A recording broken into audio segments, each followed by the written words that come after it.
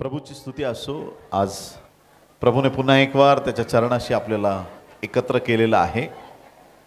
मनुष्य जेव्हा आशक्त आहे, कमजोर आहे, ज्या गोष्टी मनुष्याला अशक्य आहेत त्या कोणाला शक्य आहेत?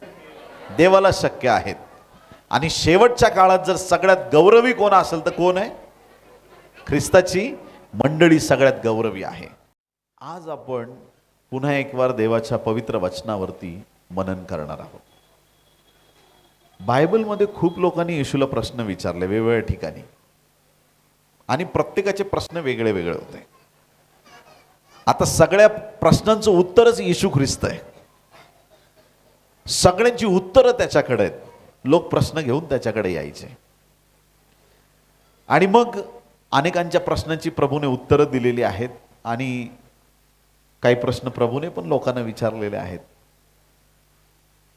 एक दिवशी एका व्यक्तीने येशू ख्रिस्ताला काही प्रश्न विचारले. निकदेम नावाचा व्यक्ती होता, आणि प्रभूने त्याच्या देखील प्रश्नाची उत्तरं दिली.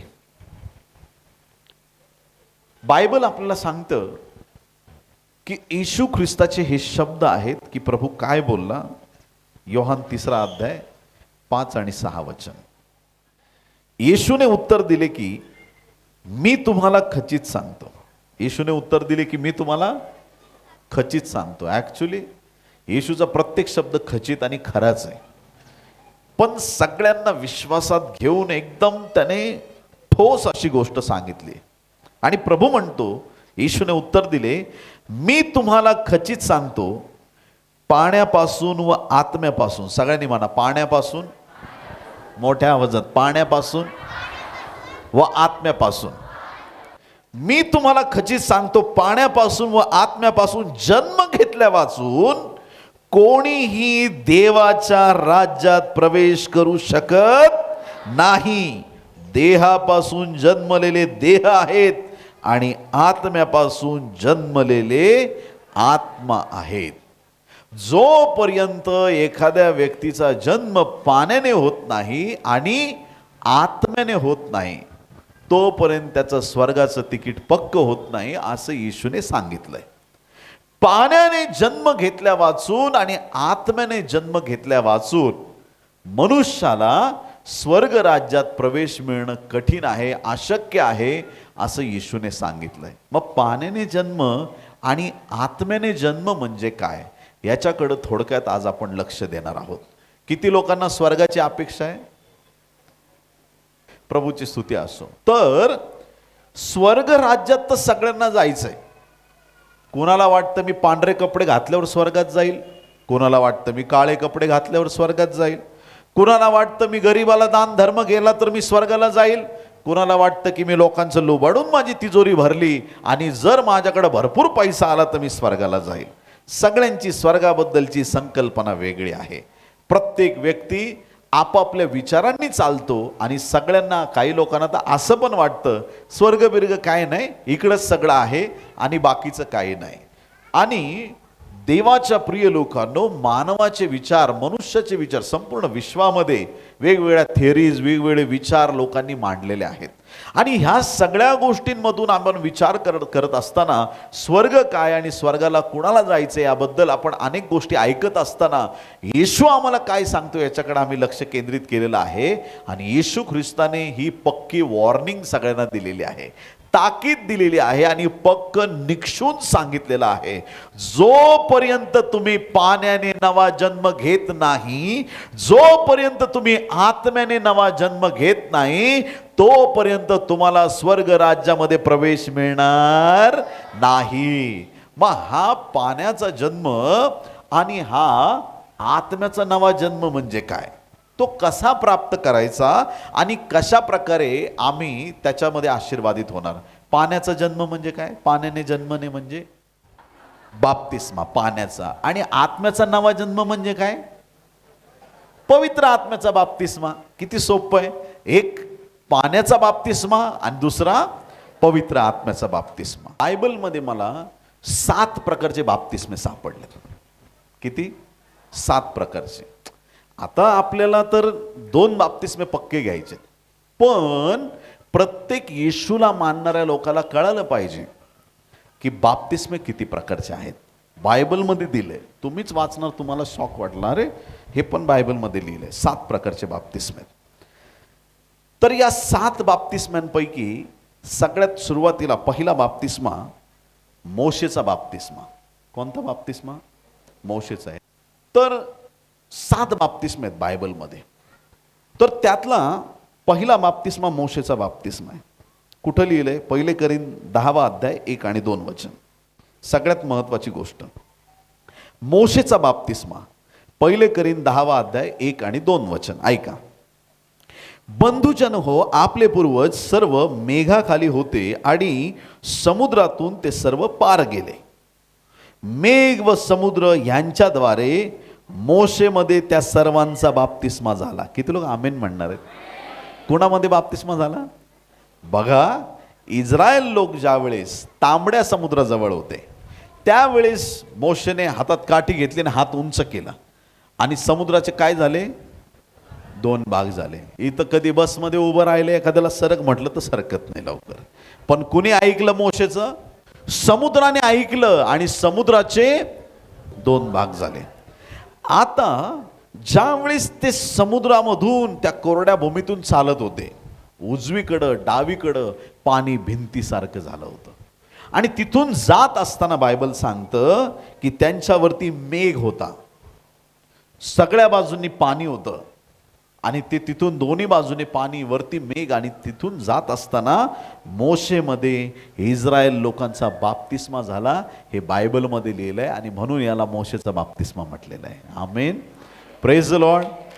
तर हे सगळ्यात पहिली महत्वाची गोष्ट मोशेचा बाप्तिस्मा. दुसरी महत्वाची गोष्ट 1 पेत्र 3 अध्याय 18 ते 21 वचनं जर आपण बारकाईने वाचले, 1 पेत्र 3 अध्याय 18 ते 21 या वचनामध्ये तो काळ असा होता की त्या काळात फार मोठा जलप्रलय आला होता. कोणाचा काळ होता तो? सगळी पृथ्वी पाण्याखाली गेली होती.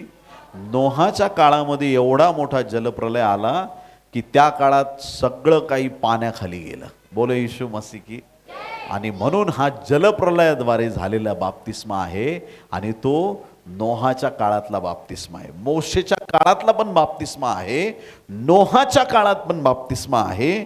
त्यानंतर मार्क याचा 1 अध्याय 4 आणि 5 वचनामध्ये, मार्क 1 अध्याय 4 आणि 5 वचनामध्ये अरण्यात घोषणा करणाऱ्याची वाणी कोणाची होती? योहानाची होती. योहान अरण्यामध्ये घोषणा करीत होता आणि त्याने प्रभूच्या वाटा मोकळ्या केल्या, प्रभूच्या वाटा नीट केल्या आणि तो योहान पण बाप्तिस्मा द्यायचा आणि त्या बाप्तिस्म्याला म्हटलेलं आहे योहानाचा बाप्तिस्मा. एक मोशेचा, दुसरा नोहाचा, तिसरा योहानाचा बाप्तिस्मा. योहान पश्चातापासाठी लोकांचा बाप्तिस्मा करायचा. त्या बाप्तिस्म्याचा अर्थ वेगळा होता. आपण जो बाप्तिस्मा घेतो पाण्याचा तो बाप्तिस्मा वेगळा आणि योहानाचा बाप्तिस्मा वेगळा. योहानाचा बाप्तिस्मा वेगळा होता कारण तो फक्त पश्चातापासाठी बाप्तिस्मा होता, पण जो तुम्ही आणि मी बाप्तिस्मा घेत आहोत हा बाप्तिस्मा वेगळा आहे. तर हा तिसऱ्या प्रकारचा बाप्तिस्मा आपण पाहतो, योहानाचा बाप्तिस्मा. बरं, आता चौथा बाप्तिस्मा समजून घेणं थोडं कठीण आहे. कुणासाठी? ज्यांचं लक्ष थोडं घरी लागलेलं आहे. ज्याचं 100% लक्ष इथं आहे त्याला लगेच एका मिनिटात कळून जाईल.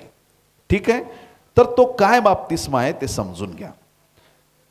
एक दिवस जब्दीचे मुलं घेऊन त्यांची आई येशू ख्रिस्ताकडे आली आणि त्या मुलांचं नाव काय होतं? योहान आणि याकोब. आपल्या 2 मुलांना येशूकडे ती घेऊन आली आई आणि तिने रिक्वेस्ट केली, येशू तुझ्या राज्यात माझ्या 2 मुलांना स्पेशल जागा दे. कसली स्पेशल जागा? एकाला उजवीकडं आणि दुसऱ्याला डावीकडं, असं दोघांना जागा दे. आता त्या आईला कळलंच नाही ती काय मागते. आता ज्यावेळेस येशू क्रूसावरती खेळला त्यावेळेस उजवीकडं आणि डावीकडं कोण होते? चोर होते. त्या आईला कळत नव्हतं ती काय मागते, ती आपल्या मुलांचं मरण मागत होती. कळतंय का? प्रार्थना करताना थोडं समजून उमजून प्रार्थना करा. हालेलुया. पवित्र आत्म्याला विचारा की मी काय मागू, मी काय देवाकडे विनंती करू, उगाच तुम्हाला वाटतं म्हणून काही मागू नका. ही विनंती ज्या वेळेस तिने केली त्यावेळेस येशू ख्रिस्ताने उत्तर काय दिलं ते ऐका. मार्क याचा 10वा अध्याय 37 आणि 38 वचन. मार्क 10, 37 आणि 38. ते त्याला म्हणाले, आपल्या वैभवात आमच्यापैकी एकाला आपल्या उजवीकडे व एकाला डावीकडे बसू द्यावे. विनंती केली. येशूने त्यांना म्हटले, तुम्ही काय मागत आहात हे तुम्हाला समजत नाही. जो प्याला मी पिणार आहे तो तुमच्याने पिववेल काय? जो बाप्तिस्मा मी घेणार आहे तो तुमच्याने घेववेल काय? आता हे बोलत असताना येशू ख्रिस्ताचा पाण्याचा बाप्तिस्मा ऑलरेडी झाला होता. मग येशू त्यांना हे असं का म्हणतो की मी जो बाप्तिस्मा घेणार आहे, मी जो प्याला पिणार आहे ते तुमच्याच्यानी दोघांच्यानी जमणार आहे का? तुम्ही काय मागता तुम्हाला कळत नाही. देवाच्या प्रिय लोकांनो, येशू ख्रिस्त कुठला बाप्तिस्मा घेणार होता? देवाच्या प्रिय लोकांनो, ज्या वेळेस तुम्ही पाण्याचा बाप्तिस्मा घेता त्यावेळेस तुम्ही काय करता? ज्या वेळेस तुम्ही पाण्याच्या आत जाता, पाण्याच्या आत गेल्यानंतर तुम्हाला पाण्यामध्ये तुम्ही पूर्णपणे आत जाता. तुम्ही ज्यावेळेस पाण्यात जाता त्यावेळेस तुम्ही वरती बिलकुल दिसत नाही. त्याचा अर्थ हा असतो की तुम्ही येशू ख्रिस्ताबरोबर वधस्तंभावरती मेले आहात. हालेलुया. मग ज्या वेळेस तुम्ही पाण्यामध्ये मेले त्यावेळेस तुम्ही नाही मेले, तुमच्यातला जुना आदामाचा स्वभाव मेला. लबाडी मेली, मोह मेला, वाईट गोष्टी मेल्या, राग मेला, चिडचिड मेली. जे पण एदेन बागेत आदामाचा आज्ञा मोडण्याचा स्वभाव होता तो जुना माणूस पाण्याखाली खलास झाला, संपला. हालेलुया. जेव्हा तुम्ही पाण्यातून बाहेर आले त्यावेळेस तुम्ही एक नवी निर्मिती तयार झाली. हालेलुया. तुम्हाला ख्रिस्तामध्ये नवीन जीवन प्राप्त झालं आणि तुम्ही एक ख्रिस्तात नवी उत्पत्ती झाली. आमेन.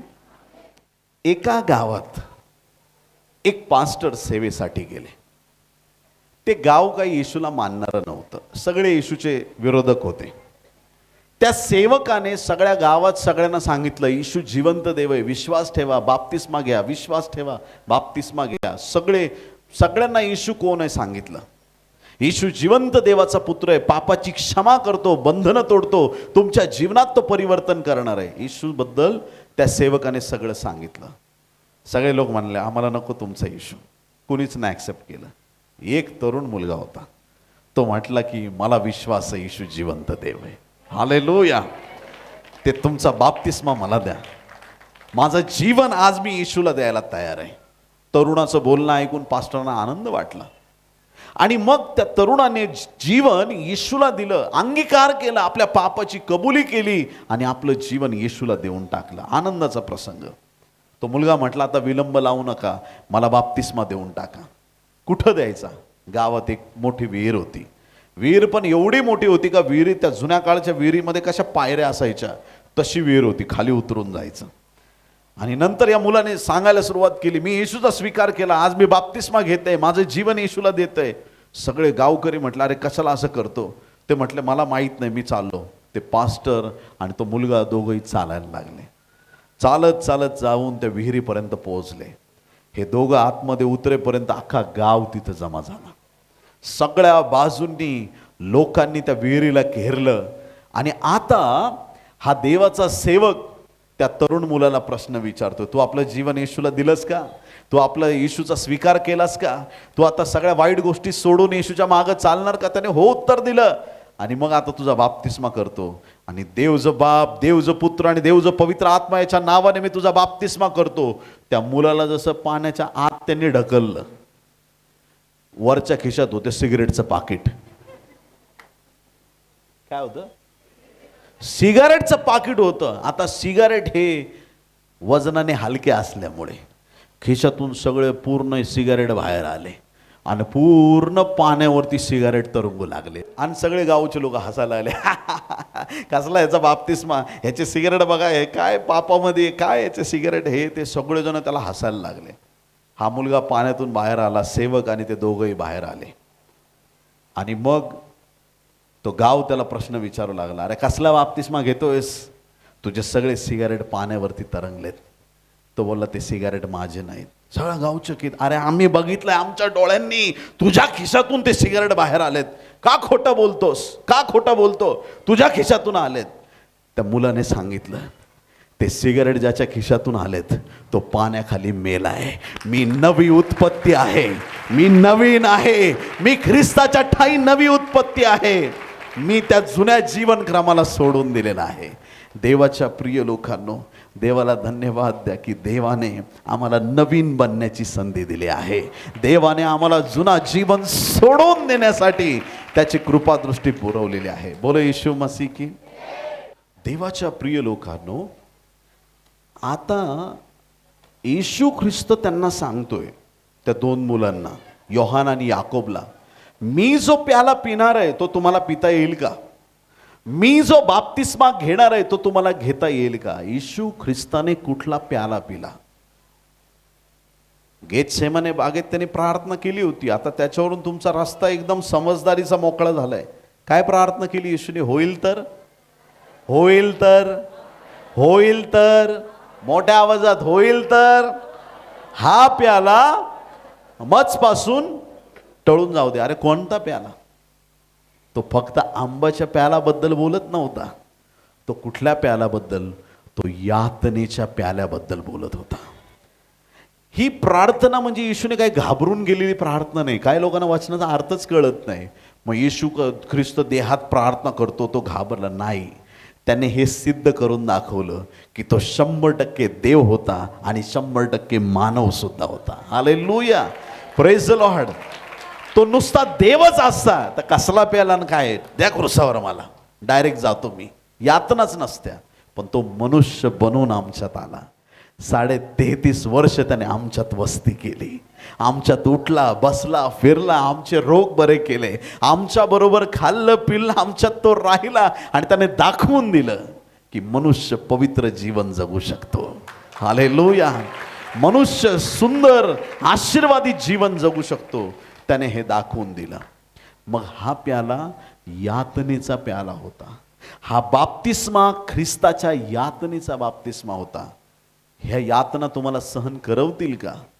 तोपर्यंत या शिष्यांना पवित्र आत्मा पूर्णपणे मिळालेला नव्हता. कदाचित ते बाप्तिस्मा किंवा तो क्षण घेण्याआधी विश्वासातून फिरले असते, नाही तर डळमळले असते, नाही तर काहीतरी झालं असतं. तोपर्यंत प्रभूने त्यांना परीक्षेत पडू दिलं नाही. प्रभूची किती दया आहे या शिष्यांवरती की तुम्हाला तो बाप्तिस्मा घेता येईल का जो बाप्तिस्मा मी घेणार आहे. ख्रिस्त वधस्तंभावर मारला जात होता त्यावेळी त्याचा यातनेचा बाप्तिस्मा होत होता. ज्यावेळेस तो वधस्तंभावर मेला त्यावेळेस त्याने एक काम केलं, सगळ्या यातनांना त्याने मारून टाकलं. प्रियांनो, हालेलुया. सगळ्या वेदना, सगळे आजार, सगळे कष्ट ख्रिस्ताने वधस्तंभावर मारले. तो पुनरुत्थित झाला आणि त्याचा विजय त्याने तुम्हाला आणि मला दिलेला आहे. हालेलुया. आज आम्ही ख्रिस्तामध्ये विजयी जीवन जगत आहोत. पहिला बाप्तिस्मा मोशेचा, दुसरा नोहाचा, तिसरा योहानाचा, चौथा यातनेचा बाप्तिस्मा. त्यानंतर 5वा, 6वा आणि 7वा एकत्रच आहेत तिन्ही पण. वास्तविक पाहता 1-2 बाप्तिस्मे तर ब्रदरने सांगितले आपल्याला. त्यातलं एक अग्नीचा आणि पाण्याचा मी आत्ता तुम्हाला सांगितला. अग्नीचा बाप्तिस्मा काय आणि पवित्र आत्म्याचा बाप्तिस्मा काय हे आपल्याला कळालं पाहिजे. दोन्ही बाप्तिस्मे वेगळे आहेत. किती लोक आमेन म्हणतील? मत्तई 3रा अध्याय 11 आणि 12 वचन नीट वाचलं तर आपल्याला कळेल. पवित्र आत्म्याच्या अग्नीचा म्हटलं तर पवित्र आत्म्याचाच. पण जेव्हा तुम्ही नुसत्या अग्नीचा बाप्तिस्मा म्हणता तर तो बाप्तिस्मा आमच्यासाठी नाही, नुसत्या अग्नीचा. वाचल्यानंतर या 2 वचनात पूर्ण क्लिअर कट आपल्याला खुलासा होईल. मत्तई 3रा अध्याय 11 आणि 12. मी पाण्याने तुमचा बाप्तिस्मा पश्चातापासाठी करतो खरा, योहान म्हणतोय, परंतु माझ्या मागून जो येत आहे तो माझ्यापेक्षा समर्थ आहे, त्याच्या वाहना उचलून चालण्याची देखील माझी पात्रता नाही. तो पवित्र आत्म्याने व अग्नीने तुमचा बाप्तिस्मा करणार आहे. कशाने? पवित्र आत्म्याने व अग्नीने. जिथं व शब्द आला तिथं दोन गोष्टी आहेत. आलं लक्षात सगळ्यांना? पवित्र आत्म्याच्या अग्नीने तो एवढंच नाही म्हणत, पवित्र आत्म्याने व अग्नीने तुमचा बाप्तिस्मा करील. 12व्या वचनात कळेल काय फरक आहे पवित्र आत्म्याचा आणि अग्नीचा बाप्तिस्मा. त्याच्या हातात त्याचे सूप आहे, तो आपले खडे अगदी स्वच्छ करील व आपले गहू कोठारात साठवील, पण भूस न विसत्या अग्नीने जाळून टाकेल. आमेन. ते जाळून टाकणं म्हणजे नरकाच्या अग्नीत फेकणं आहे, आणि ते पण काम, न्यायाचं काम प्रभू येशू ख्रिस्तावरती आहे. नुसत्या अग्नीचा बाप्तिस्मा म्हणजे नरक आहे प्रियांनो. पवित्र आत्म्याच्या अग्नीचा बाप्तिस्मा म्हणजे पवित्र आत्म्याचा बाप्तिस्मा आहे, आणि एक आणखीन तो शेवटचा पाण्याचा बाप्तिस्मा आहे. अशा प्रकारे बायबलमध्ये 7 बाप्तिस्मे. कळालं सगळ्यांना? आता देवाच्या प्रिय लोकांनो, पाण्याचा बाप्तिस्मा काय ते तुम्हाला नक्की 100% माहीत आहे. पाळक साहेबांनी आपल्याला शिकवलेलं आहे. जोपर्यंत तुम्ही येशूचा स्वीकार करत नाही, जोपर्यंत तुम्ही आपलं जीवन पूर्णपणे जुन्या गोष्टीचा त्याग करत नाही, पापाला सोडत नाही, जोपर्यंत वाईट गोष्टीचा त्याग करत नाही, तोपर्यंत पाण्याचा बाप्तिस्मा घेऊ नका. किती लोक आमेन म्हणतील? नाहीतर काही लोक नुसतं बाप्तिस्माच देतात. ऐकताय का तुम्ही? एखाद्याचं जीवन पापात आहे आणि तरी तो जाऊन बाप्तिस्मा घेतो, म्हणजे याचा काय अर्थ आहे? आधी कोरडा पापी होता, आता ओला पापी झाला आहे की नाही? बाप्तिस्मा घेऊन पापी तो पापी राहिला. मग त्याच्यासाठी का? अजिबात नाही. आम्ही गांभीर्य कळालं पाहिजे. आज त्याचं महत्त्व आम्हाला कळालं पाहिजे. मग आता जो महत्त्वाचा 2 बाप्तिस्मापैकी जो पाण्याचा बाप्तिस्मा आहे त्याच्याविषयी तुम्हाला माहीत आहे की तो का घ्यायचा, जे मी तुम्हाला सांगितलं. ख्रिस्ताबरोबर गाडलं जाणं, परत उठणं, ह्याचं ते चिन्ह आहे आणि ते घेणं गरजेचं आहे.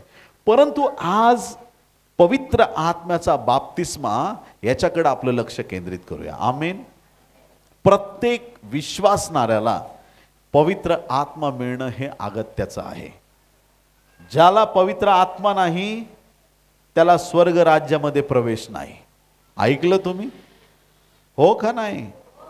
ज्याला पवित्र आत्मा मिळाला नाही. आता पवित्र आत्मा मिळणं म्हणजे फक्त अन्य भाषेत प्रार्थना करणं म्हणजे पवित्र आत्मा नाही. काही लोकांना ते गिफ्ट नसेल, कदाचित सांगता येत नाही, परंतु दैवी प्रेरणा आपल्यात असली पाहिजे, पवित्र आत्म्याची जाणीव आपल्याला असली पाहिजे. ज्या वेळेस तुम्ही पवित्र आत्म्याचा स्पर्श प्राप्त करता, पवित्र आत्म्याचं सामर्थ्य प्राप्त करता, तुमचं बोलणं वागणं सगळं बदलून जातं. हालेलुया. तुमच्या शब्दावरती कधी कधी ना कोणी तुमच्या शब्दाला किंमतच देत नाही. तुम्ही बोलता, जाऊ दे, तो बोलतच राहतो. पण ज्या वेळेस तुम्ही पवित्र आत्म्याने भरता आणि मग बोलता, तुमच्या प्रत्येक शब्दावरती देवाचं सामर्थ्य विराजमान होतं. हालेलुया. तुमचं शब्द आणि देवाचं सामर्थ्य एकत्र होऊन पुढे जातात आणि तो शब्द काम करतो. त्या शब्दापुढं, देवाच्या लोकाच्या मुखातून निघालेल्या शब्दापुढं महान आणि अद्भुत गोष्टी घडतात. प्रियांनो, तुम्ही पवित्र आत्म्याचं मंदिर आहात. कुणाचं मंदिर? तुम्ही तंबाखूचं मंदिर आहे, मिसरीचं, पापाचं मंदिर नाही. तुम्ही अनितीचं मंदिर नाही. तुम्ही देवाच्या पवित्र आत्म्याचं मंदिर आहात. हालेलुया. बाह्य स्वरूपाने किती पण सजवलं आणि मनात कपट ठेवलं तर काय फायदा आहे? काही लोक लग्नात जातात, अख्खं सोन्याचं दुकान घेऊन जातात, पूर्ण इतकं घालून जातात, इतकं घालून जातात सोनं, आणि त्यांना असं वाटतं की सोनं घातल्यावर माझं मूल्य वाढेल. सोन्याने चांदीने नाही वाढणार. सोन्याने चांदीने तुमचं मूल्य नाही वाढणार. तुमच्यात असलेल्या पवित्र आत्म्याद्वारे तुमचं मूल्य वाढणार आहे. तुमच्यात असलेल्या देवाच्या कृपादानाने तुमचं मूल्य वाढणार आहे. तुमच्यात असलेल्या देवाच्या पवित्र आत्म्याच्या अग्नीद्वारे तुमचं मूल्य वाढणार आहे. देवाच्या सामर्थ्याने, देवाच्या वचनाने तुमचं मूल्य वाढणार आहे. लोक म्हणतील किती सोनं आहे, किती सोनं आहे. ते तुमच्या सोन्याची तारीफ करतील, पण ते तुमची तारीफ नाही करणार. आमच्या आत वचनरूपी सोनं असलं पाहिजे. हालेलुया. जे 52 कशी सोन्यापेक्षा इष्ट आहे, ते वचन ज्यावेळेस आमच्या आत भरतं प्रियांनो, माणसाला एवढं श्रीमंत झाल्यासारखं वाटतं ना, काही कमी पडत नाही. हालेलुया. ते असं खिसे रिकामे असल्यावर लोकांचे चेहरे पडलेले असतात ना, तसा चेहरा तुमचा कधीच पडू देऊ नका. किती लोक आमेन म्हणणार आहेत? कोणी तुम्हाला म्हणाल तू किती गरीब आहेस, त्याला म्हणायचं ब्रदर, खिसे रिकामे, आत्म्यात मी फुल भरलेलो आहे.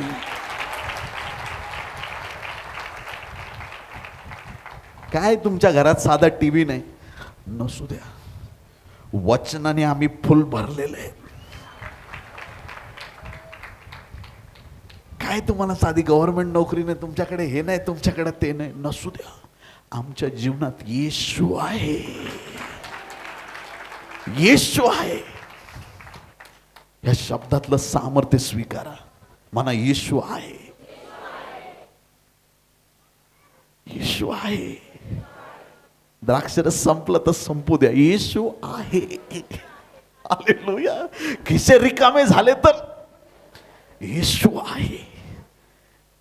तो आमचं धन आहे, आमची संपत्ती, आमचा येशू आहे.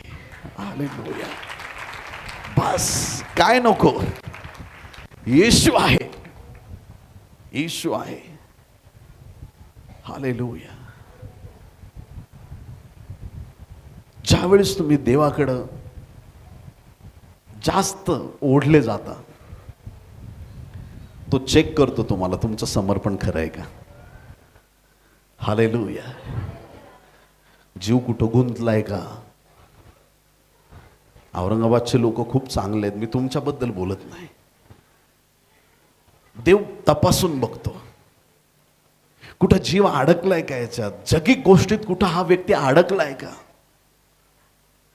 याचं जीवन याने खऱ्या अर्थाने देवाला समर्पित केलंय का. देव चेक करतो. जगाची तारीफ मिळवणं खूप सोपं आहे. एखाद्याला 10 रुपयाचा चहा पाजा, तो म्हणाल काय माणुसकीचा माणूस आहेस तू, मनातून शिव्या देईल, पण फुकटच्या चहासाठी तुमची तारीफ करेल. जगातून लोकांच्या मुखातून गौरव ऐकून घेणं फार सोपं आहे, पण जर तुमचा देव म्हणत असेल ना, शाबास भल्या व विश्वासू दासा, मी तुझ्याविषयी संतुष्ट, तुम्ही मिळवलं सगळं, काही कमी नाही राहिली तुमच्या जीवनात, काही नको आता या जीवनामध्ये, कुठल्या गोष्टीची कमी राहिली नाही. बस येशू मिळाला, धन संपत्ती सगळं मिळालं. येशू मिळाला. ते पवित्र आत्म्याचं सामर्थ्य, तो पवित्र आत्म्याचा बाप्तिस्मा आम्हाला मिळणं गरजेचं आहे. जगात काही मिळो अगर ना मिळो, किती लोक आमीन म्हणणार आहेत. हालेलुया. म्हणा जगात, मोठ्याने जगात मला काही मिळो अगर ना मिळो, मी काही प्राप्त करो अगर न करो, तरी पण येशूच्या द्वारे स्वर्गीय संपत्ती, स्वर्गीय आशीर्वाद, देवाची कृपा मला पुरे आहे. त्याचा आशीर्वाद मला पुरेसा आहे. हालेलुया. देवाच्या प्रिय लोकांनो, आज एक पक्का निर्णय करूया. इथून जायच्या आधी पवित्र आत्म्याला मी माझ्या बरोबर घेऊन जाणार. हालेलुया. इथून निघायच्या आत, या हॉलच्या बाहेर पाऊल टाकायच्या आत मला पवित्र आत्मा मिळणं गरजेचं आहे. आज मला देवाचा आत्मा मिळालाच पाहिजे, मिळालाच पाहिजे. तुम्हाला कधीच एकटं वाटणार नाही. रस्त्याने चाललात तरी तुम्हाला वाटेल अख्खा स्वर्ग माझ्या पाठीशी आहे. हालेलुया. कधीच मुळू रडत बसणार नाही, ह्याने असं केलं, त्यांनी तसं केलं, हे संपलं, ते संपलं. येशूकडं बघितल्यावर कळतं आपण किती श्रीमंत आहे. हालेलुया. काय प्राप्त झालंय आम्हाला, ते येशूकडं पाहिल्यानंतर आम्हाला कळतं. जुन्या करारात लोकांना पवित्र आत्मा मिळायचा का? मग पेंटिकॉसच्या दिवशी काय झालं? तेव्हा पण मिळाला, मग जुन्या घरात पण मिळायचा. मग जुन्या घरातल्या पवित्र आत्मे मिळण्यात आणि आत्ताच्या पवित्र आत्मे मिळण्यात काय फरक आहे? थोडं बोलू का याच्यावरती? ऐका, लक्ष देऊन ऐका. जुन्या करारात अनेक लोकांना पवित्र आत्मा मिळालेला आपण त्याची उदाहरणं बायबलमध्ये पाहतो. गणना 27 आणि 18 वचन. गणना नंबर चॅप्टर 27 वर्स 18. गणना 27 आणि 18. तेव्हा परमेश्वर मोशेला म्हणाला, नुनाचा मुलगा यहोशवा ह्याला घेऊन त्याच्यावर आपला हात ठेव. मोशेला काय सांगितलं? कुणावर हात ठेव? यहोशवावरती हात ठेव. पुढं सांगतं बायबल, त्याच्या ठाई माझा आत्मा वसत आहे. किती लोक आमेन म्हणतील? हालेलुया. यहोशवाच्या ठाई कोणाचा आत्मा होता? देवाचा आत्मा होता. बऱ्याचदा असं वाटतं की जुन्या करारात पवित्र आत्मा वेगळा होता, नवीन करारात वेगळा होता. असं नाही. आत्मा तोच आहे. देव काल आज युगानुयुग एकसारखा आहे. हालेलुया.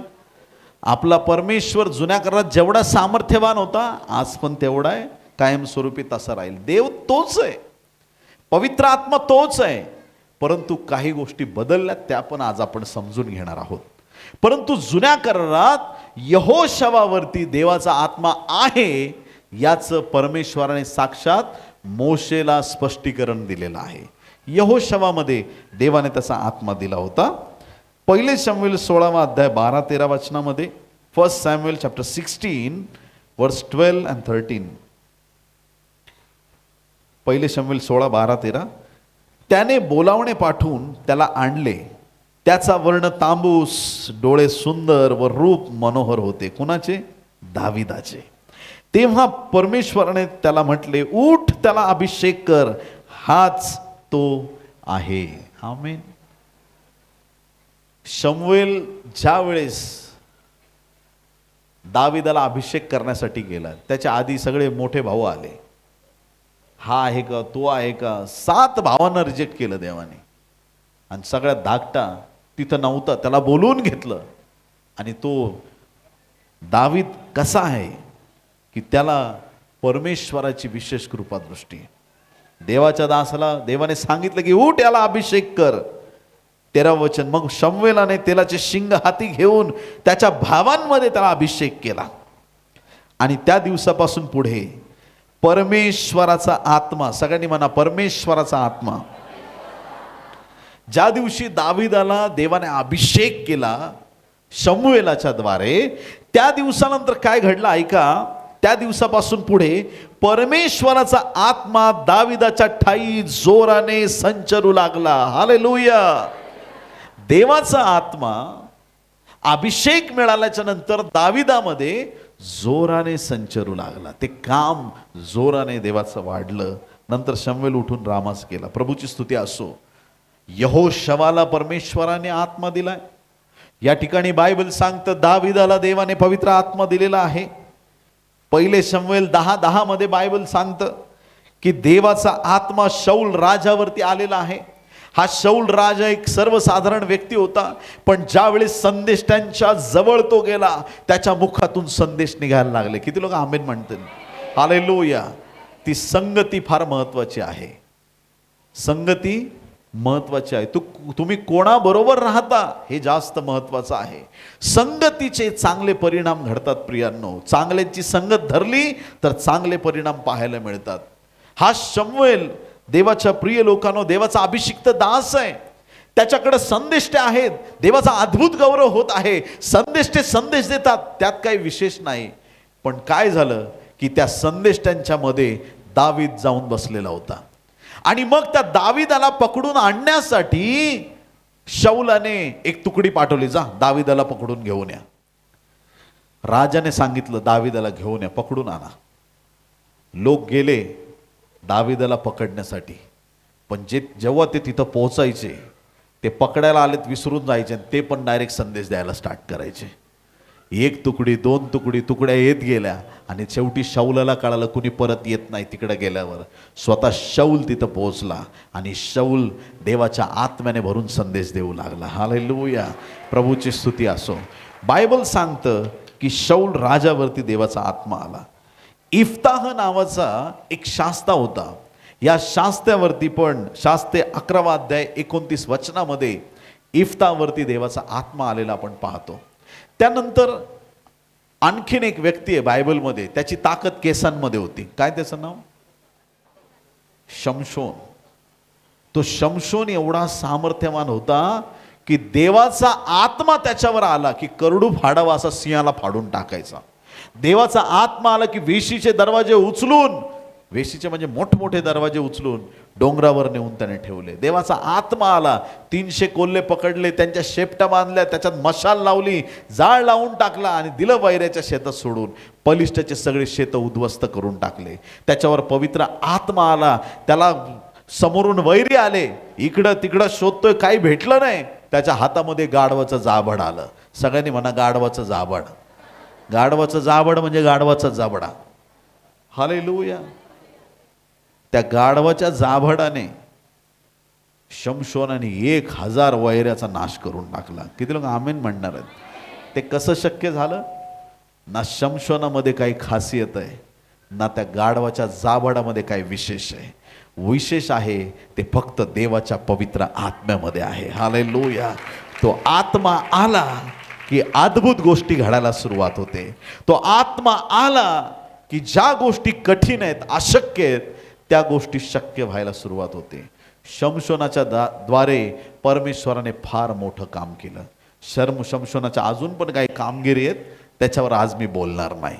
तिमना इथं काय केलं आणि कुठं काय काय करत होता, त्या बाकीच्या गोष्टी बोलणार नाही. पण मी एवढंच सांगेन की ज्यावेळेस शमशोनावरती देवाचा आत्मा आला, शमशोनाच्या द्वारे देवाचं अद्भुत आणि महान गौरव प्रकट झालेला आहे.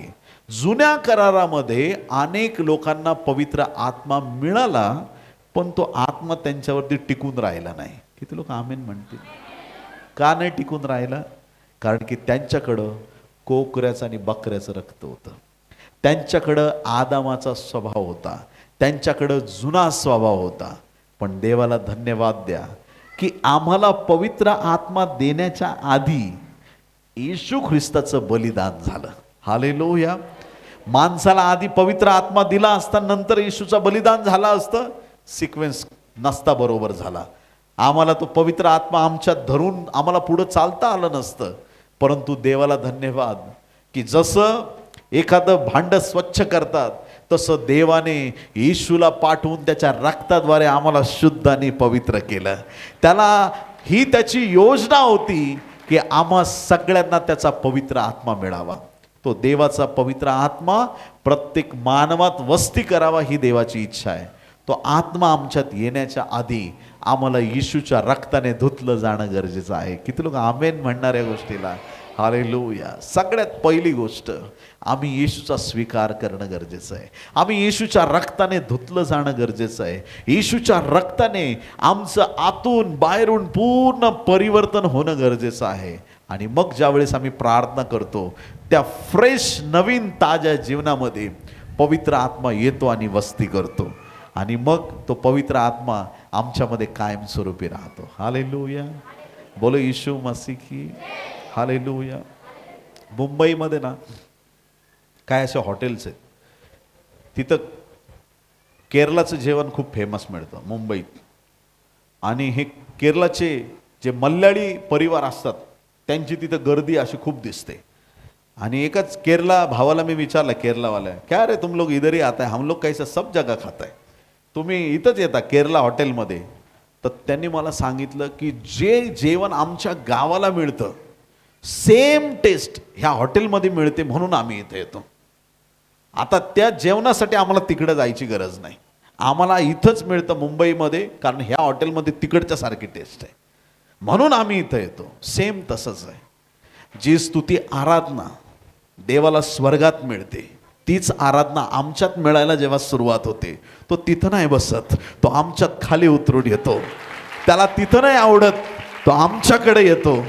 तेच गौरव, तेच सामर्थ्य, तेच आत्मिक कार्य ज्यावेळेस आम्हाला इथं पाहायला मिळतं, देवाचं मोठं गौरव होतं.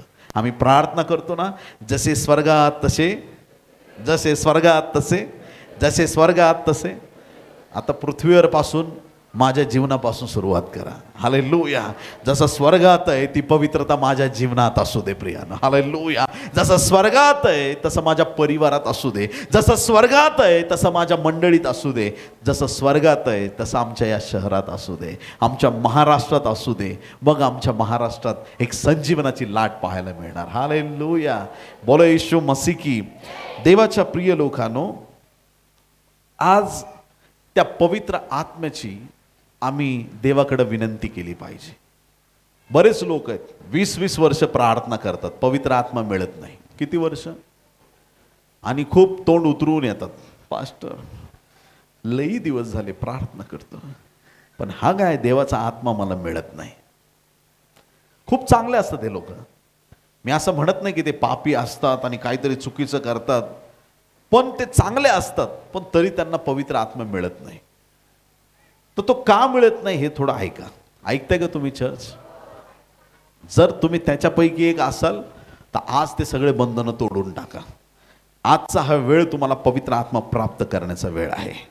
ज्यांनी पवित्र आत्म्याचा अनुभव घेतला नाही, आज तुम्हाला तो पवित्र आत्मा प्राप्त करायचा आहे. तुम्ही तयार आहेत? काही लोक अपवित्र कामं करून पवित्र आत्मा मिळवण्याचा प्रयत्न करतात.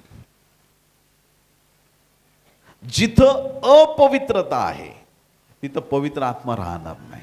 आमेन. हालेलुया. सगळ्यात आधी त्या अपवित्र गोष्टीचा त्याग करावा लागेल. जोपर्यंत हे मंदिर येशूच्या रक्ताने धुतलं जात नाही, तोपर्यंत पवित्र आत्मा आमच्यात वस्ती करू शकत नाही.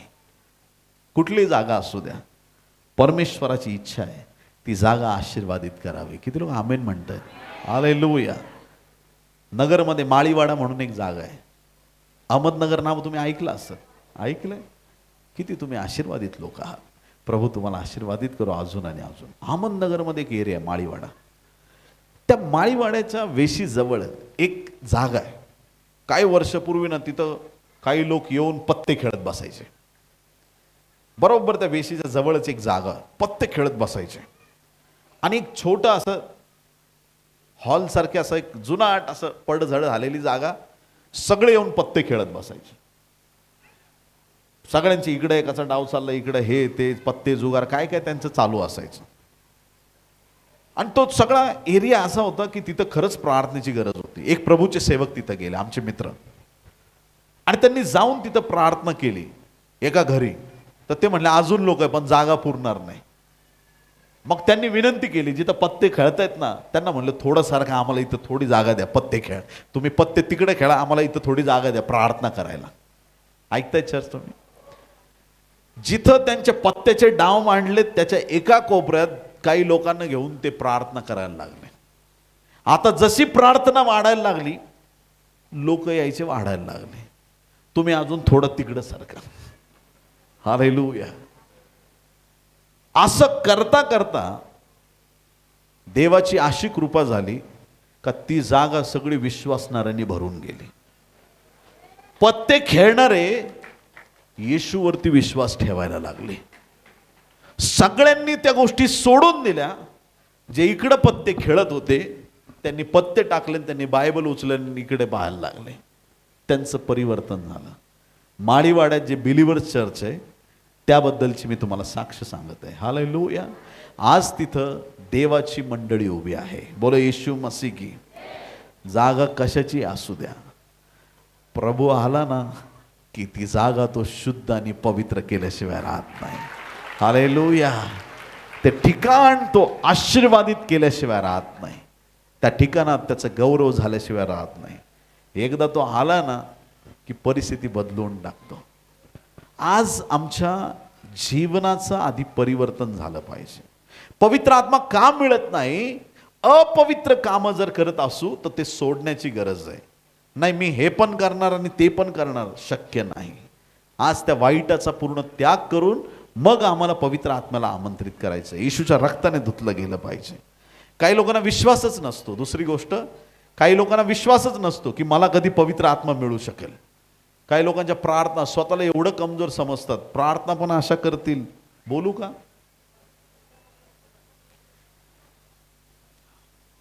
देवा, मी धूळ आहे, मी माती आहे, मी कचरा आहे, मी कीटक आहे.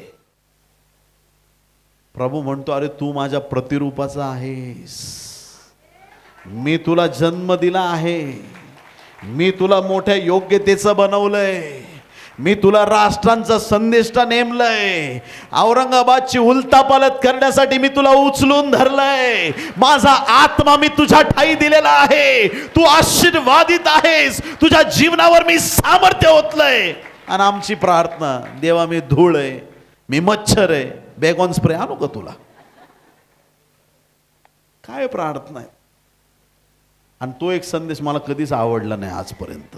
जावळ्यांच्या रविवारी, देवा मी तुझं गाढव आहे, देवाने तुला माणूस बनवलंय, परत जनावरात कुठं जातो. Hallelujah, praise the Lord. देवाच्या प्रिय लोकांनो, देवाने आम्हाला आशीर्वादित केलंय, आम्ही त्याच्या प्रतिरूपाचे आहोत. विश्वास ठेवा, त्याने तुमची निवड केलेली आहे. स्वतःच्या योग्यतेकडे पाहू नका, बाप किती मोठा आहे त्याच्याकडे पहा, तो किती सामर्थ्यवान आहे ना त्याच्याकडे पहा. आपली लायकी नाही मला माहित आहे, पण तो देण्यास सक्षम आहे.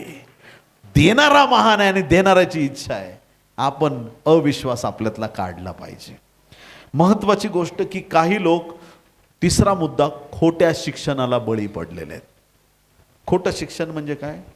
देव खूप पवित्र आहे, देव एकदम सिरियस स्वभावाचा आहे, देव खूप शासन करणारा आहे. हे पिढ्यानपिढ्या शिकवत आल्यामुळं डोक्यावर लोकांच्या पगडा बसलेला आहे. तेच डोक्यात, देव, महाग हळूच दुसऱ्या गल्लीतून निघून जातो. तिकडून देव आला का लगेच नाही देव. आमचं प्रेम आमच्या प्रभूवरती असलं पाहिजे. हालेलुया. तुला कधी पवित्र आत्मा मिळणारच नाही, हे तुला कधी होऊ शकत नाही. तुला कुठून मिळणार? ह्या गोष्टीचं चुकीचं शिक्षण मिळाल्यामुळे, चुकीच्या गोष्टी मनात बसल्यामुळे अनेक लोकांना पवित्र आत्मा मिळत नाही.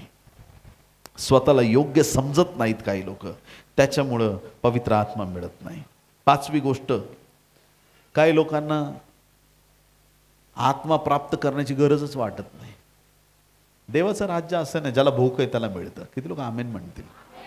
हालेलुया. ज्याला भूक आहे, ज्याला गरज आहे, जो म्हणतो की देवा मला तुझ्या आत्म्याची गरज आहे, त्याला मिळतो.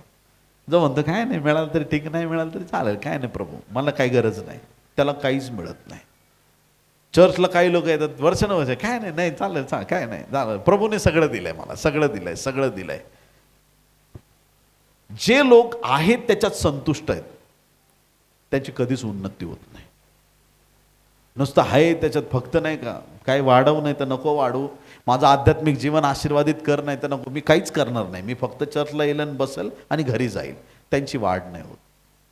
ज्या वेळेस आमच्यात ती तहान आणि भूक असते की प्रभू मला अजून तुझं वचन शिकायचं आहे, मला अजून तुझ्या आत्म्यात प्रबळ व्हायचं आहे, अजून माझं प्रार्थना जीवन मला प्रबळ करण्याची गरज आहे, अजून मला तुझ्या सामर्थ्यात सखोल जाण्याची गरज आहे, मला अजून तुझ्याकडे धाव घ्यायची आहे, मला अजून तुझ्या जवळ यायचं आहे, तू येईपर्यंत मला फक्त वाढत जायचं आहे. त्या लोकांची उन्नती कोणी थांबवू शकत नाही प्रियांनो. त्या लोकांची वाढ कोणाला थांबवता येणार नाही. त्यांची प्रगती होत राहते, ते वाढत राहतात, त्यांच्या जीवनावरती आशीर्वाद वाढत राहतात. हे सगळे समज आमच्या मनातून आम्ही काढणं गरजेचं आहे. देवासाठी आम्हाला तहान आणि भूक असणं गरजेचं आहे. सहावा आणि शेवटचा मुद्दा आहे, काही लोकांची ना अपेक्षा चुकीची असते. मला पवित्र आत्मा मिळताना डायरेक्ट वरून कबूतर आलं पाहिजे, मला पवित्र आत्मा मिळत असताना एकदम चर्चमध्ये फुल लाईट पाडला पाहिजे, प्रखर लाईट सगळ्यांना दिसला पाहिजे, अरे यार काय लाईट आला, काय कबूतर आलं, भूकंप झाला पाहिजे, औरंगाबाद हादरून गेलं पाहिजे, अग्नीच्या जिभा दिसल्या पाहिजे. ते झालंय एकदा, ते झालंय एकदा. ह्या अपेक्षांमध्ये ज्यावेळेस माणूस अडकतो त्यावेळेस त्याला पवित्र आत्मा भेटत नाही.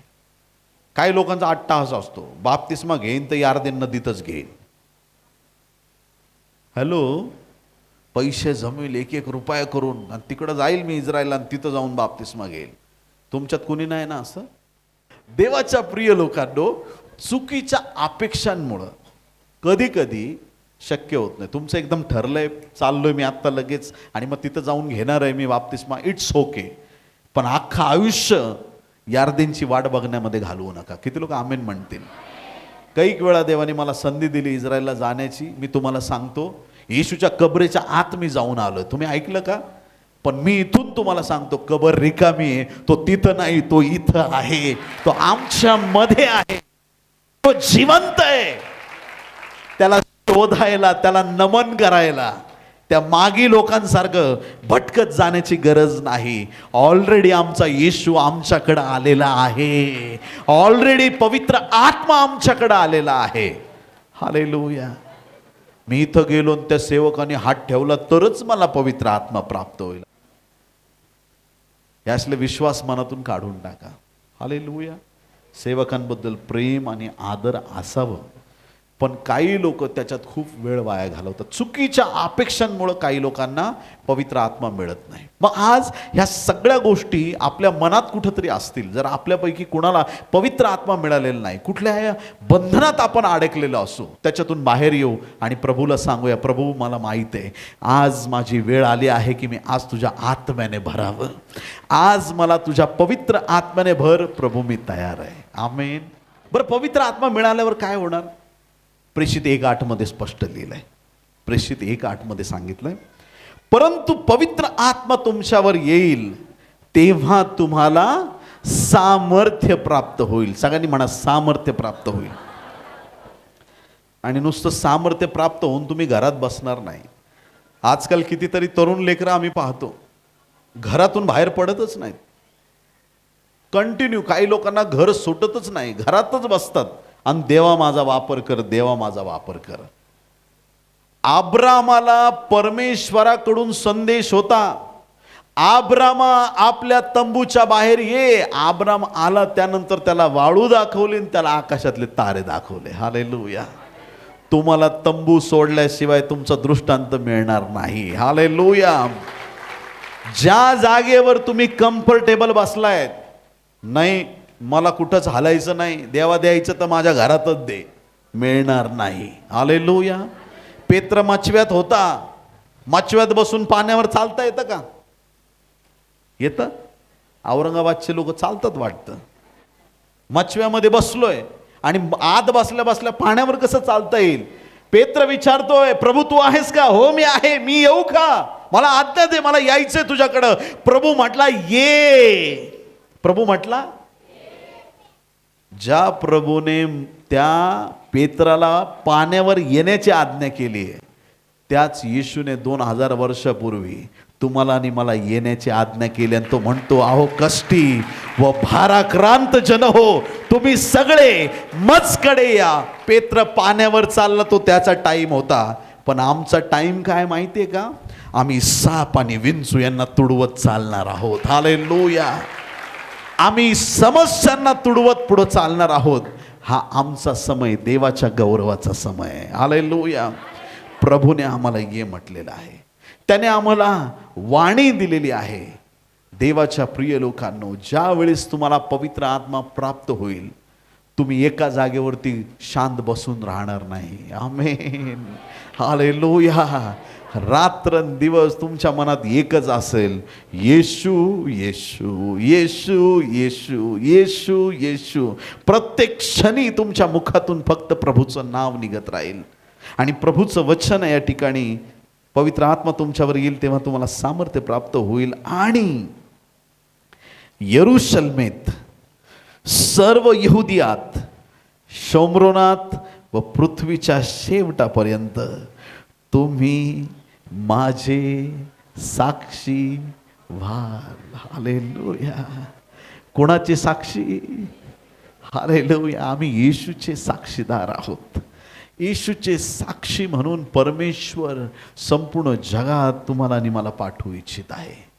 पवित्र आत्मा मिळाल्यानंतर तुम्ही तुमचे सगळे बंधन तोडून मोकळे होता प्रियांनो. हालेलुया.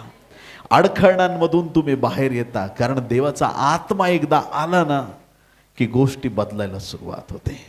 देवाचा आत्मा आल्याच्या नंतर आमचं जीवन आशीर्वादित व्हायला सुरुवात होते.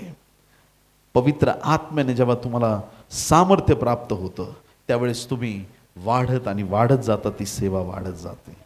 योहान 4 अध्याय 23व्या वचनामध्ये ज्यावेळेस तुम्ही त्याची उपासना करता, तरी खरे उपासक आत्म्याने व खरेपणाने पित्याची उपासना करतील अशी वेळ येत आहे, किंबहुना आलीच आहे, कारण असे आपले उपासक असावेत अशीच पित्याची इच्छा आहे. त्या पवित्र आत्म्याच्या सामर्थ्याने त्याची उपासना केली पाहिजे. फक्त पाठांतर करून उपासना नको, फक्त मनातून वाटतं काहीतरी बोलायचं देवासाठी म्हणून नको. आमची प्रत्येक प्रार्थना आत्म्याने असली पाहिजे. हालेलुया. आम्ही ज्यावेळेस गीत गातो त्यावेळेस नुसतं तोंडपाटे म्हणून बोलून मोकळं नको व्हायला. ऐकताय का चर्च? तुम्ही असला पाहिजे पवित्र आत्म्याने, सामर्थ्याने अंतःकरणात प्रभूला गायन वादन करा. जे पवित्र आत्म्याने भरलेत ते सामर्थ्याने प्रार्थना करतात. पवित्र आत्म्याद्वारे प्रार्थना आहे, पवित्र आत्म्याद्वारे त्यांची गीतं आहेत, त्यांची स्तुती आराधना. मग फक्त स्टेजवर उभं राहिल्यावर पवित्र आत्म्याने नाही. किती लोक आमेन म्हणणार त्या गोष्टीला? घरात असले तरी ते पवित्र आत्म्याप्रमाणे चालतील. नातेवाईकात गेले तरी ते पवित्र आत्म्याने चालतील. हालेलुया. कुठंही त्यांना उभं केलं तरी ते पवित्र आत्म्याने चालतील. का? कारण देवाने त्याला थोड्या वेळासाठी नाही, सार्वकालिक रीतीनं पवित्र आत्मा दिलेला आहे. हालेलुया. प्रत्येक ठिकाणी पवित्र आत्म्याच्या सामर्थ्याने तुम्ही बोलाल आणि वागाल. मध्ये मध्ये तुम्ही त्याला सोडणार नाही. सलग त्याच्याच सानिध्यात, त्याच्या सामर्थ्यात टिकून राहाल. आत्म्याने आणि खरेपणाने त्याची सेवा कराल. यशाया 61:1 मध्ये बायबलचं वचन सांगतं, प्रभू परमेश्वराचा आत्मा माझ्यावर आला आहे. प्रभू परमेश्वराचा आत्मा माझ्यावर आला आहे, कारण दिनांना शुभवृत्त सांगण्यास परमेश्वराने मला अभिषेक केला आहे. भग्न हृदयी जनांना पट्टी बांधावी, धरून नेलेल्यांना मुक्तता व बंदीवानांना बंदमोचन विदित करावे. अभिषेक आलाय पवित्र आत्म्याचा, तो फक्त जपून ठेवण्यासाठी आलेला नाही. अभिषेक आला, येशूवरती हा अभिषेक दिला. तो का दिला? दिनांना सुवार्ता सांगण्यासाठी तो अभिषेक आलेला आहे. आमेन. ज्यावेळेस पवित्र आत्मा तुम्हाला मिळेल त्यावेळेस परमेश्वर तुमचा उपयोग करायला सुरुवात करेल. चिन्ह चमत्कार घडायला सुरुवात होईल, अद्भुत गोष्टी घडायला सुरुवात होतील.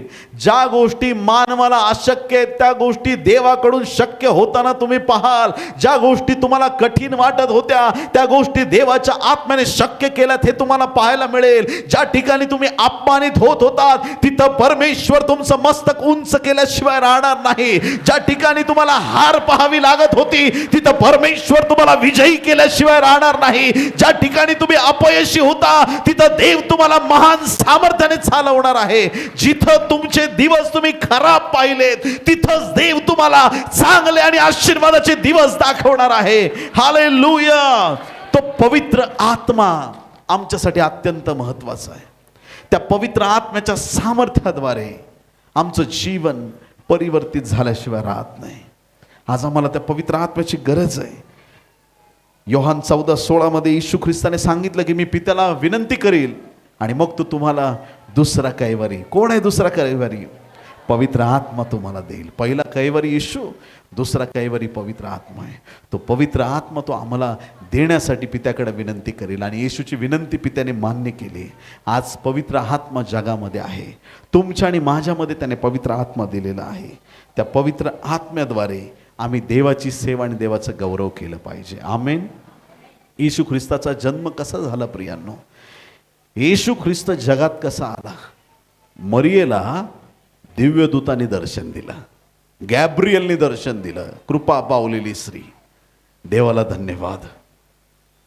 तिला संदेश आला, मरियेला तुला पुत्र संतान होणार आहे, त्याचं जीवन असं असणार आहे, त्याच्या लोकांसाठी तो काय करणार आहे सगळं सांगितलं. ती विचारते कसं होईल.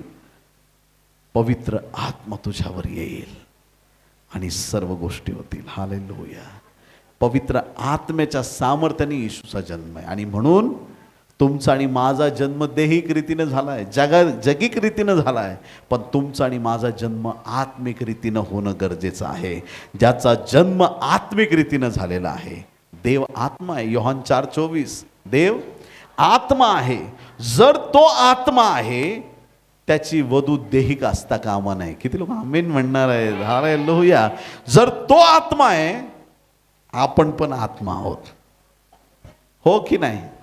जर देव आत्मा आहे तर आपण आत्मिक आहे का देहिक आहे? आपण आत्मिक लोक आहेत. हालेलुया. तुम्हाला कळत आहे का नाही कळत आहे? मस्तक आत्मिक आहे, मग मंडळी देहिक कशी असेल? जसा वर आहे तशी वधू असली पाहिजे. जर आमचा वर आत्मिक आहे, आम्ही पण आत्मिक असलं पाहिजे. आणि जर तो आत्मा तुम्हाला मिळाला आहे, देवाच्या प्रिय लोकांनो, आत्मिक जगामध्ये परमेश्वर तुमचा सामर्थ्याने वापर करून घेईल. आत्मिक जगामध्ये परमेश्वराचं गौरव तुमच्या जीवनात प्रकट होईल. मग तुम्ही जिथं जाल तिथं देवाच्या आत्म्याच्या द्वारे तुम्ही जाल. हालेलुया. देवाचा आत्मा मिळण्याआधी माणसाची प्रार्थना असते, प्रभू मी जिकडं जाईल तिकडं माझ्याबरोबर चल. आणि नंतर असं होतं का प्रभू तुला जिकडं न्यायचं तिकडं मला घेऊन जा. हालेलुया. मग देवाचा आत्मा माणसाला घेऊन जातो आणि देवाचा अद्भुत गौरव होतं. प्रत्येक ठिकाणी त्या पवित्र आत्म्याच्या महान अनुभवांना सुरुवात होते. आधीचं जीवन फक्त एकटंच असतं, पण ज्यावेळेस पवित्र आत्मा माणसाला मिळतो त्यावेळेस मात्र माणसाचं जीवन वेगळं झाल्याशिवाय राहत नाही. हालेलुया. बोलो यीशु मसीह की. पवित्र आत्म्याने भरलेला माणूस प्रत्येक गोष्टीला आत्मिक क्षेत्रामध्ये नेतो. हालेलुया. प्रत्येक गोष्टीला आत्मिक दृष्टिकोनातून तुम्ही पाहाल. प्रत्येक गोष्टीसाठी प्रार्थना करताना तुम्ही आत्मिक सामर्थ्याने प्रार्थना कराल. हालेलुया. आत्मिक लोक आत्मिक सामर्थ्याने चालतात. ते प्रत्येक गोष्ट आत्मिक दृष्टिकोनातून बघतात. प्रत्येक ठिकाणी त्यांना देवाचं सामर्थ्य दिसतं. ते जगिक दृष्टिकोनातून चालत नाहीत, ते आत्मिक सामर्थ्याने चालतात. जे आत्मिक लोक आहेत त्यांना सुरुवातीला शेवट कळालेला असतो. याचा फायदा काय आहे माहिती का? ऐकताय तुम्ही चर्च? तुम्ही वाटेने चाललात, तिकडून सैतान आला, बघ मी तुझ्या जीवनात प्रॉब्लेम घेऊन आलोय, आता तुझं असं होणार, आता तुझं तसं होणार. आणि जे आत्मिक नाही ते, अरे बापरे तू आलास का? चर्चमध्ये नुसतं गाणं बोलत होतो, शैतान को पेर के नीचे कुचल राहू मार राहू, शेवटी तू आलासच का माझ्याकडं? आता काय करू मी? आता मला काही समजत नाही. जे देहिक आहेत ते, जे आत्मिक आहेत ते, मला फरक पडत नाही, चल मी. हालेलुया. माझा येशू माझ्या बरोबर आहे. हा आत्मा कुणाचा आत्मा आहे? हा कोणत्या माणसाचा किंवा कुठल्या गोष्टीचा नाही, हा परात्पर देवाचा आत्मा आहे. देव जो बाप, देव जो पुत्र, देव जो पवित्र आत्मा, विश्वाची निर्मिती करणाऱ्या देवाचा आत्मा आपल्यामध्ये वस्ती करत आहे. हालेलुया. ह्याच आत्मिक सामर्थ्यात देवाने सगळ्या गोष्टीची निर्मिती केली. आज तुमच्या शब्दाने परमेश्वर महान काम करणार आहे. हालेलुया. ज्या वेळेस तुम्ही पवित्र आत्म्याने पूर्ण भरून जाल, बाहेरून दिसताना काही फरक नाही पडणार. Praise the Lord. एखादा व्यक्ती असं चर्चला जातो, परिवर्तन होतं, घरी येतो, लोकांना घरच्यांना कळतच नाही याचा काही बदल झालाय म्हणून. कारण परिवर्तन कुठं झालेलं असतं आत. बाहेरून काय तर तसाच दिसतोय, तसाच दिसतो. एकदम फुल रडून कळकळून प्रार्थना करून घरी पोहोचलाय. त्यांना वाटतं पहिल्यासारखंच रागीट आहे, पहिल्यासारखंच वाईट आहे, पहिल्यासारखं जसा होता तसाच आहे, तसं ते बोलायला स्टार्ट करतात. पण ज्या वेळेस तुम्ही मुख उघडता आणि ज्यावेळेस तुमच्या मुखातून देवाचं सामर्थ्य येतं, सगळ्यांना कळतं की देवाने तुम्हाला अभिषेक केलेला आहे. हालेलुया. तो आत्मा आम्हाला सर्व गोष्टी गुप्त आणि गहन गोष्टी प्रकट करायला सुरुवात होते. हालेलुया. तो पवित्र आत्मा त्याने तुम्हाला आणि मला दिलेला आहे. त्या पवित्र आत्म्याचं सामर्थ्य त्याने तुमच्यावर आणि माझ्यावरती दिलेलं आहे. हालेलुया. ज्यावेळेस तुम्ही आत्मिक क्षेत्रात चालता, अद्भुत गोष्टी व्हायला सुरुवात होते. ॲक्च्युली हे पवित्र आत्म्याचं टीचिंग, हे शिक्षण काय? या शिक्षणामध्ये ना पास्टर विकास येतील, तुमच्या डोक्यावर हात ठेवतील, तुमच्यासाठी प्रार्थना करतील, निघून जातील. आज समजा तुमचा एक आजार आहे, तो बरा झाला, ह्याच्यात काही गॅरंटी नाही उद्या दुसरा आजार येईल का नाही. येऊ शकतो. मग तो कसा बरा करणार? मुंबईला येणार का? हा म्हणू नका, नाही तर काठी पडली आजीची इथं. येणार का तिकडं? काय करणार? पण पवित्र आत्मा मिळाल्यावर तुम्ही स्वतःसाठी प्रार्थना करू शकता. येशूच्या नावात हा आजार माझ्या जीवनातून निघून जाऊ दे. देव तुमचा वापर करायला सुरुवात करणार. हालेलुया. आज त्या पवित्र आत्म्याच्या सामर्थ्याची आम्हाला गरज आहे. त्या पवित्र आत्म्याच्या अभिषेकाची आम्हाला गरज आहे. त्या पवित्र आत्म्याने आम्हाला भरण्याची गरज आहे. तुम्ही तयार आहेत?